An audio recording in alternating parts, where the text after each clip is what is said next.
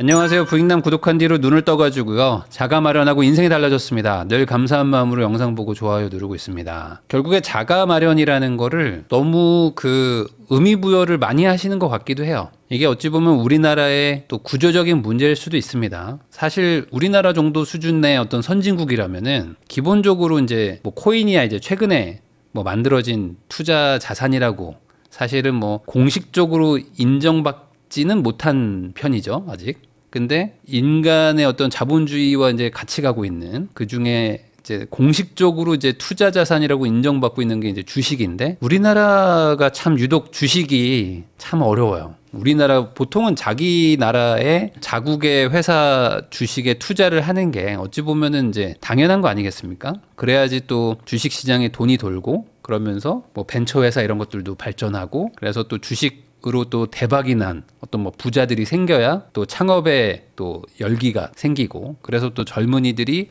창업도 하고 망하기도 하고 하면서 신규 고용도 되고 시장이 더 효율화가 되면서 새로운 혁신이 일어나는 건데 참 우리나라 이 주식 시장은 너무 많이 꼬여 있어가지고 그 부분이 해결이 잘 안 되다 보니까 이제 주식에 투자해가지고 큰 돈 번다라는 게 참 어렵고 그러다 보니까 이제 변동성만 커지고 약간 투기성 자금과 어차피 국장은 투기야 하면서 또 막 테마주 같은 거 막 따라서 막 사잖아요. 그래서 그걸로 또 돈 벌면 그것도 좋다고 또 사람들 따라가가지고 탄핵 선고 나는 날 많은 분들이 탄핵 선고가 어떻게 될지를 고민하고 있었지만 어떤 분들은 테마주 사가지고 정치인 테마주 사가지고 야 가자 하면서 막 거기서 30% 먹고 빠져나오고 막 이런 것들 한단 말이죠. 어떤 편에서 또 30% 빠지고 막 이런 것들을 하면서 이 어찌 보면 정말 투기판처럼 되고 있는 게 이 주식 시장이거든요. 그러니까 사실 주식이 이렇게 안정적으로 우상향하는 시스템을 갖춰야 그래야 뭐 그 대안이 있는 거 아니겠습니까? 그러니까 젊은 청년 세대 입장에서는 돈이 없는데 부동산만 사실상 뭐 유일한 자산 증식의 기회라고 하면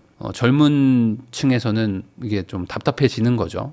물론 이제 코인이라는 더 무시무시한 게 나타나가지고 코인판에 이제 들어갔다가 또 이제 박살나고 하는 일들을 이제 계속 반복하고는 있지만 큰 틀에서는 주식 시장 자체가 우리나라도 좀 우상향할 수 있게 구조를 잘 만들어주는 게 크게 보면 부동산 시장이 이렇게 과열되고 하는 것들을 일부 좀 수요 분산을 하게 만들 수 있거든요. 근데 이것도 또 해결이 안 돼. 주식도 문제고 부동산도 문제고 또 국가적으로 봐도 꼬여 있는 게 너무 많고 근데 이런 것들을 해결하려고 해도 국민 감정, 국민 정서가 또 그걸 용납을 안 하고 그러니까 그거에 맞춰가지고 또 정치인들은 단기적인 정책들을 내보낼 수밖에 없고 그걸 가지고 또 당선이 되고 그러면 또 이제 내 지지자들 맞춤형 정책을 쓰는데 본질적인 문제 해결은 안 되니까 그때그때 계속 극약 처방을 쓰면서 어떻게든 잠깐이라도 수요를 좀 눌러보려고 하면서 또 이제 문제를 뒤로 미루니까 다시 또 급등하니까 또 급락. 이러니까 또 여기에 하면 안 되겠다. 이거 돈 넣으면 큰일 난다 해가지고 또 미국장 가고 또 미국장 갔다가 또 급락. 그래서 또 코인 갔다가 또 급락. 뭐 이런 것들을 지금 계속 반복하고 있단 말이죠.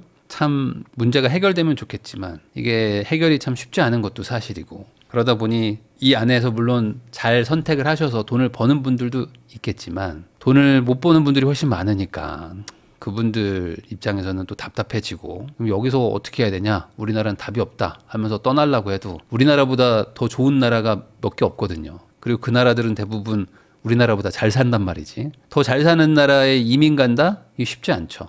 못 사는 나라에 이민 가면 좀 여유롭게 살 수 있는데 잘 사는 나라로 이민 가면은 내가 이제 또 저소득층으로 가서 또 고생을 해야 되니까 그것도 또 답이 안 나오고 그러면 이 나라 안에서 어떻게 또 죽이 되든 밥이 되든 해결을 해야 되는데 그것도 또 답이 안 나오고 뭐 이런 정말 총체적 난국에 빠져 있는 게 아닌가라는 생각을 합니다. 어떤 분들은 그러면 여기서 만족하고 살면 되는 거 아니냐 라는 것도 맞아요.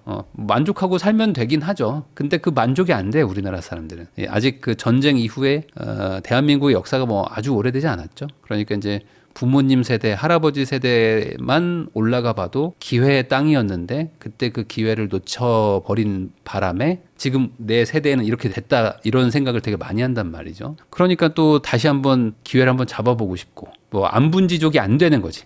거꾸로 얘기하면요. 그리고 이제 계급의 어떤 뭐 경계나 이런 것도 워낙 약한 나라고 그리고 실제로 우리나라는 세금이 그래도 좀 낮은 편입니다. 일반적인 대중들에게 세금 부과가 상당히 낮은 나라다 보니까 계급의 어떤 계층 이동성도 상당히 좋은 나라예요. 우리나라는 열심히 해가지고 돈 모으면 또 집도 사고 막 이런 게 되잖아요. 다른 나라들은 아예 뭐 안 되는 나라도 훨씬 많고, 그러니까 그런 것들까지 얘기하면은 무슨 소리냐, 우리나라 집값이 얼마나 비싼데 라고 얘기하지만, 또 이제 파고 들어가 보면 사실 그런 것도 아니고 소수의 부자들이 사는 저 좋은 집들이 되게 비싼 건데 그걸 또 내가 가져야 돼 라는 사람들은 엄청 많고, 근데 집은 또 공급이 안 되고, 그러니까 다시 또 이게 되풀이 되는데, 또 거기서 이제 또 단기적인 처방을 내는 정치인들이 또 이제 뭐 내가 저 집값 잡겠다 하면서 또 당선되고, 그래서 또 이제 단기 처방 쓰고, 다시 또 수요 밀어놨다가 폭등하고, 다시 또 폭락하고, 이거를 지금 반복하면서 지금까지 온 게 아닌가라는 생각을 합니다. 답이 있나요? 답은 없죠. 사실 답은 없죠. 그런 답을 찾으려면은 정말 구국의 영웅이 나타나서 모두의 지지율을 다 등에 업고 뽑혀가지고 국민들이 싫어하는 그 정책들을 막 설득해 가면서 그 막 욕먹는 걸 감수하고도 뚫고 가가지고 결국에 지나고 나서 보니까 이 분의 큰 뜻을 이제야 알았습니다 하는 느낌으로 해야 되는데, 그럴 사람이 없지. 그러니까 약간 이순신 장군 같은 어떤 사람이 나타나야지. 정말 구국의 영웅이 나타나야죠. 세종대왕님 같은 분이 나타나면은 가능하겠죠. 쉽지 않음, 뭐 그런 생각이 듭니다. 한국 사람들은 주식을 사도 3배 레버리지 해야 되고요. 부동산 투자도 가용자금으로 최대한 살 수 있는 매물을 전세 끼고 갭투자해야 됩니다. 네, 맞습니다. 최근에 우리 교육생들, 제가 테이커스 만들어서 거기서 이제 교육을 받고 있는 교육생들이 있는데, 이 교육생분들이 보면은 제가 이제 유튜브에서도 많이 얘기했지만 너무 비싼 집 사면 안 된다 이런 얘기를 해도 다들 집 살 때는 비싼 집을 사려고 해요. 그러니까 본인 능력 대비 훨씬 비싼 집을 사려고 하고, 그거를 사지 않으면은 안 될 것 같다는 마음들을 많이 갖거든요. 조금만 좀 낮춰라. 물론 어떤 분들은 무리해서 사도 되는 분들이 있어요. 소득이 엄청 높고 뭐 신용대출도 충분히 받을 수 있고 뭐 경제적으로 아무 문제가 없는, 그러니까 말 그대로 지금 내가 현금이 없을 뿐이지 한 2년만 지나도 현금이 많아지는 뭐 이런 분들도 있거든요. 그런 분들은 조금 뭐 무리해서 풀 레버리지 써도 된다고 제가 말을 하지만, 웬만한 사람들은 대부분 본인이 뭔가 사고 싶은 것을 약간 좀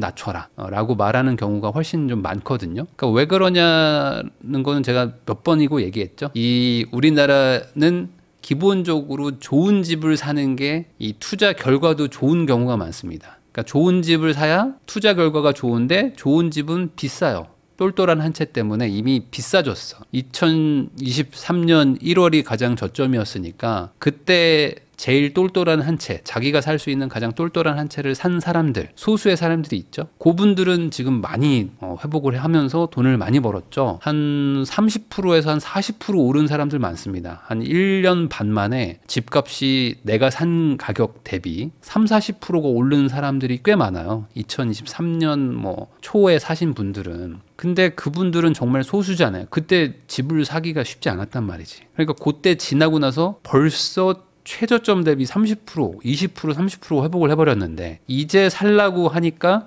좋은 집들이 다 회복을 하고 약간 덜 좋은 집들은 아직 회복을 덜 했단 말이죠. 그러니까 이제 내가 지금 살려고 하는 마당에 이미 회복한 거를 사는 게 마음이 편하단 말이죠. 그게 속 편해. 왜냐면 이 동네는 살기도 좋고 옛날에 뭐 전고점도 막 높았었고, 근데 이미 많이 회복을 했지만 왠지 더 갈 것 같은 생각이 막 든단 말이죠. 안 오른 거를 사기보다는 올라버린, 이미 다 회복한 거, 어떤 데들은 아예 전고점 뚫고 막 더 뚫고 올라가는 거를 사고 싶어집니다. 그러니까 이제 어떻게든 무리를 하려고 하는 게 자연스럽게 이제 마음에 생기는 거죠. 그거 말리는 게 쉽지 않은 거예요. 사실 그거 말리는 게. 왜요? 그렇게 풀 레버리지 써가지고 전고점 뚫고 올라가는 거 사면 안 되나요? 라고 얘기하시는 분들도 있는데, 그런 거를 사도 되는 사람은 소수고요. 대부분은 그런 걸 사면은 나중에 조금만 흔들려도 못 버틸 사람들이 훨씬 많기 때문에 그런 것들을 하지 말라고 하는 거죠. 지금같이 관망세가 짙을 때는 갈아타는 게 맞습니다. 문제는 이런 장에서는 내 집이 안 팔리는 게 문제입니다. 저 포함해서 말이죠. 이 갈아타기라는 거를 하려면 기본적으로 내 물건을 좋은 거를 사놓고 하락장을 맞아도 맞아야 됩니다. 그래서 이 집을 산다는 게 참 되게 중요한 게, 내가 잘 사놔야 나중에 팔 때도 팔리는 거고, 잘 못 사놓으면은 팔려고 할 때 안 팔려요. 그게 가장 큰 문제거든요. 근데 요 잘이라는 게 되게 어렵잖아요. 잘이라는 거에 해당할 수 있는 정도의 집의 비율이 몇 개일까요? 한 퍼센트로 치면은 한 20-30% 정도밖에 안 될 것 같아요. 그러니까 100명의 시청자가 있으면 그 중에서 하락장이 시작됐고 뭐 횡보를 하고 하락을 하고 막 경기 침체가 오고 해도 제가 약간 깎아가지고 팔았습니다 라고 할 수 있을 만한 집을 가지고 있는 분들이 한 20-30%밖에 안 될 겁니다. 그냥 나머지 60-70% 정도 되는 분들은 집은 있어요. 집은 있는데 하락장이 시작됐어요. 그래서 우리 집도 같이 빠지던지 아니면 우리 집은 차라리 빠진 게 나아. 더 안 좋은 집들은 거래 자체가 없어가지고 빠졌는지 안 빠졌는지 알 수도 없는 동네들도 많거든요. 아예 우리 동네 거래가 그냥 씨가 마른 경우가 있어요. 아무도 안 사러 오는 거지. 뭐 예를 들어 뭐 나홀로 아파트 막 가지고 있는 분들은 우리 집이 얼마에 팔아야 되는 건지 감도 안 오는 분들도 많습니다. 그러니까 뭐 그런 상황에 빠진 분들도 엄청 많고. 그러니까 팔고 싶어도 안 팔리는. 그러니까 좀 하락장 때 갈아타기를 해야지 뭘 할 수 있는데 갈아탈 수가 없는 거예요. 그리고 회복이 다시 돼버리면은 갈아타고 싶은 데가 먼저 튀어버리고 우리 집은 나중에 약간 좀 과열 분위기가 돼야 그때서야 사람들이 좀 사러 오니까 타이밍이 또 어긋나는 거야. 그래서 그때 그 과열되는 분위기 때 우리 집을 뒤늦게 팔아서 이미 많이 올라버린 집으로 또 무리해서 이동했다가 또 다시 하락장 맞고 뭐 이런 것들을 이제 반복하거든요. 그래서 처음에 살 때 좀 잘 사야 되는 게 있어요. 잘 사놔도 사실 잘 사놔도 이 정책이 바뀌고 막 하면은 답이 없기는 하지만 최소한 내가 무언가를 살 때는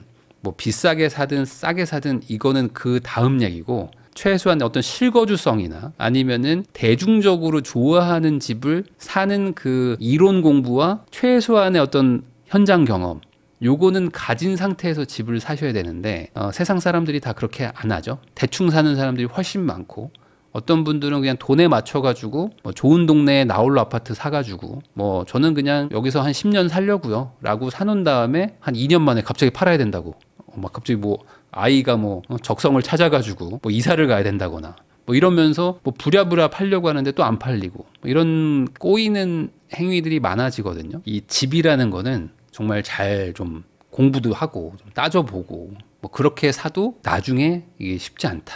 저는 그런 느낌을 많이 받아요. 그래서 정말 잘 사야 되는 것 같아요. 또 반대로 얘기하면 한 번 사놓으면 몇 년간 뭘 할 게 없어요.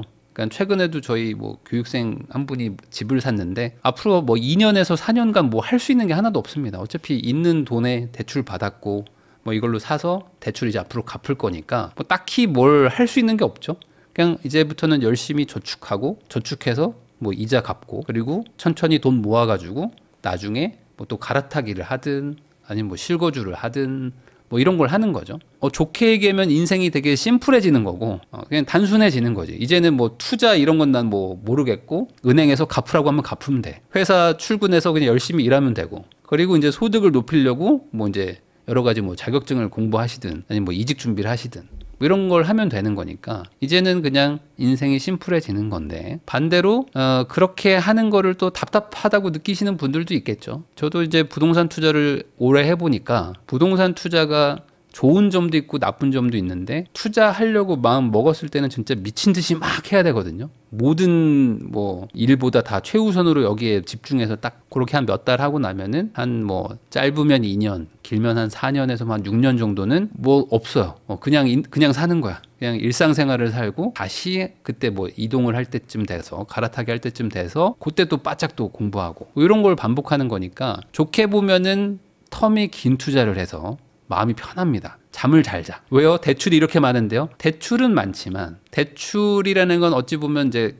정해진 거죠. 변수가 아니라 상수인 거죠. 이 상수가 이제 최근 한 2년 전에 40년 만에 금리 급등기. 정말 그 확률로 치면 정말 낮은 확률, 40년 만에 변수가 이제 터진 거니까 그게 오면서 금리도 엄청나게 비싸지는구나라는 거를 사람들이 체감했기 때문에 대출에 대한 공포가 지금 더 크지만 사실 한 최근 한 10년에서 15년 사이를 놓고 봐도 금리가 막 1년 만에 막 2배가 되고 이런 일들은 없었어요. 보통 1년에 많이 올라도 막 한 0.5에서 0.75%? 뭐 이 정도 오릅니다. 그러니까 한 2년 텀으로 봐도 많이 올라야 뭐 한 1%? 1.5% 정도 오르면 많이 오르는 건데 그걸 뭐 순식간에 막 2, 3%가 1년 만에 올라버렸으니까 그러니까 난리가 났던 거 아니겠습니까? 그러니까 그거를 또 반대로 생각하면은 그런 일이 다시 오지 않는다면은 그래도 주식이나 이런 거에 비하면 텀이 엄청 긴 거죠. 막 2년에 한 번, 뭐 4년에 한 번, 뭐 이런 거잖아요. 그러니까 확실히 좀 느긋하게 뭔가 계획을 세워가지고 뭐 상환도 하고, 뭐 물론 이제 갑자기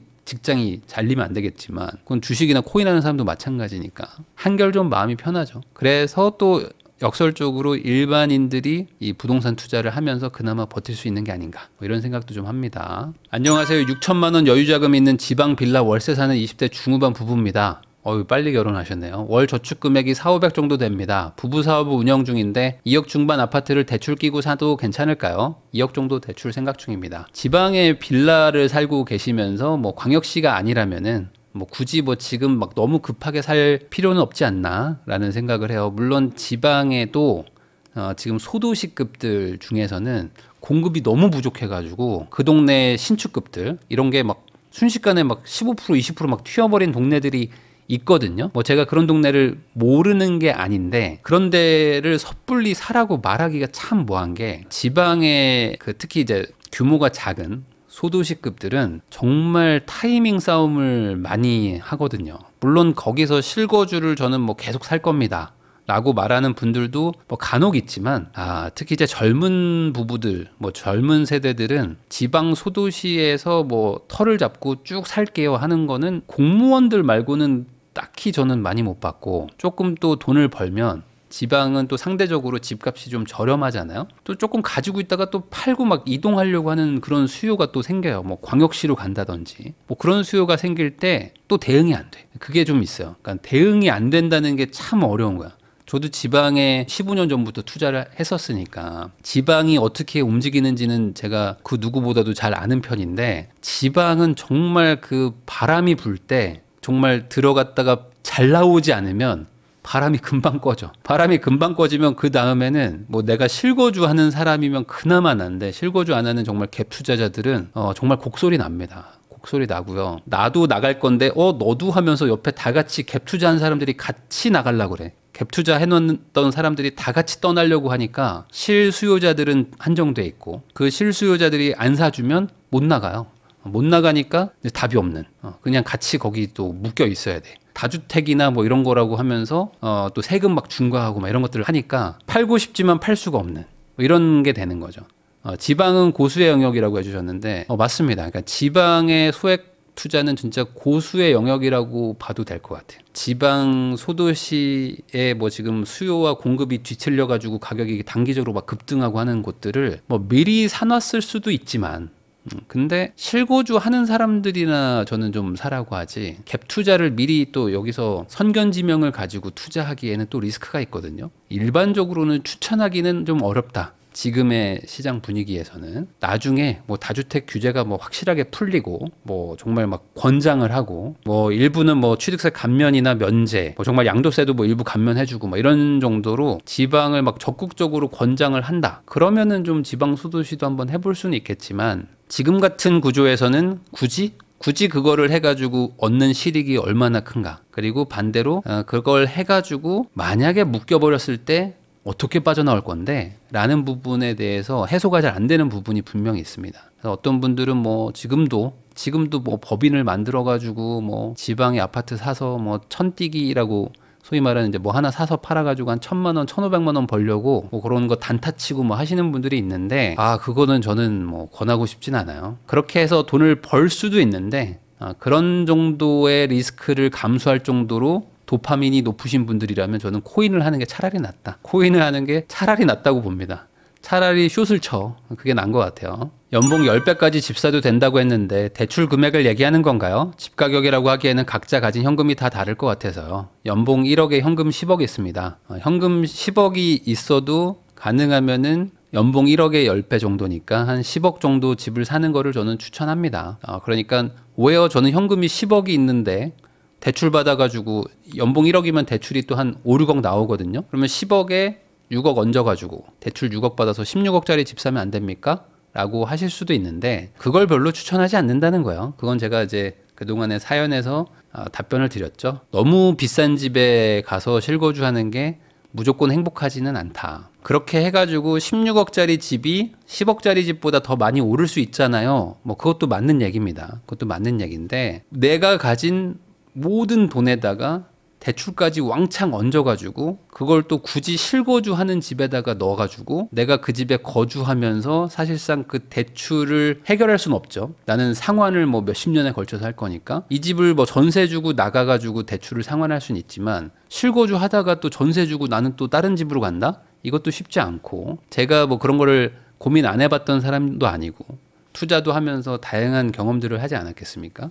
그래서 제가 그냥 우리 유튜브 시청자들한테 제일 심플하게 이해시킬 수 있는 방법이 뭘까 고민한 게 연봉의 10배 정도라고 제가 얘기를 한 거예요. 살아보고 투자해보고 지나고 보니까 가장 적정한 것 같다라고 제 나름의 이제 결론을 내린 건데 제가 항상 말하지만 안 먹힙니다. 이게 안 먹혀요. 왜요? 저는 현금이 10억이나 있는데 그러면은 한 5억 정도 대출 받아서 15억짜리 집에 가서 살고 싶은데 그러면 안 되나요? 15억짜리 저기 뭐 마포나 아니면 뭐 강동 이런 데 사가지고 살고 싶어요. 저 학군지 가서 살고 싶어요. 막 이렇게 얘기를 많이 하거든요. 그게 어렵다는 거죠. 그게 쉽지 않다는 거야, 그게. 그렇게 하는 순간 행복하지 않다는 거죠. 행복하지 않다. 왜요? 저는 집이 좋은데요. 뭐 맞습니다. 집은 좋은데 집만 좋아지니까 그걸 하지 말라는 거고 이게 잘 이해가 안 되실 수도 있고 동의가 안 되시는 분들도 있잖아요. 그러면은 뭐 15배 정도 가셔도 괜찮습니다.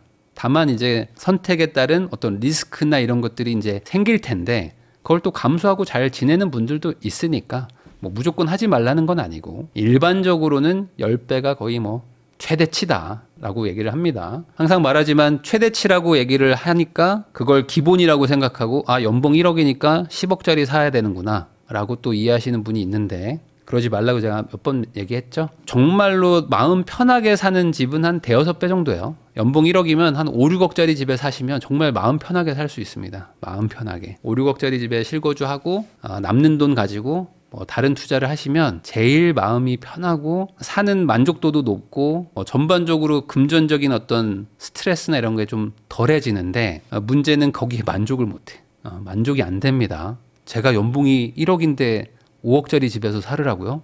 저는 그건 못하겠습니다. 뭐 이런 얘기들을 많이 하십니다. 근데 사실 경제를 조금 따져봐도 어떤 뭐 전반적인 어떤 재무나 이런 거를 따져봐도 그게 맞아요. 그게 적절하거든요. 연봉 1억이라고 해서 실수령이 뭐 엄청나게 높은 게 아니란 말이에요. 실수령 한 700 정도 받거든요. 6, 700 정도 받습니다. 그럼 6, 700 정도 받으면 5억짜리 집에서 사는 게 그렇게 막 여유롭진 않아요. 그냥 딱 적당한 거지. 근데 이제 여기서 이제 10억짜리 집에 산다? 그럼 당연히 대출도 있고 아니면 이제 그 동네 사람들이 뭐 시키는 사교육 수준도 있고 뭐 여러 가지가 있습니다. 뭐 해외여행도 가야 되고 가끔 또 명품도 하나씩 사줘야 되는 집들이 이제 그 구간대거든요. 그쯤부터 이제 조금씩 엄마들끼리 막 이제 명품 같은 거 가지고 살짝 막 견제도 하고 막 이런 것들이 생겨요. 차 가지고도 얘기가 나오고. 그러니까 그런 것들을 또 무시하고 뭐래? 나는 뭐 상관없어 라고 사는 분들도 많지만 굳이 그렇게 해야만 할까? 라는 거는 한번 생각을 해볼 필요는 있습니다.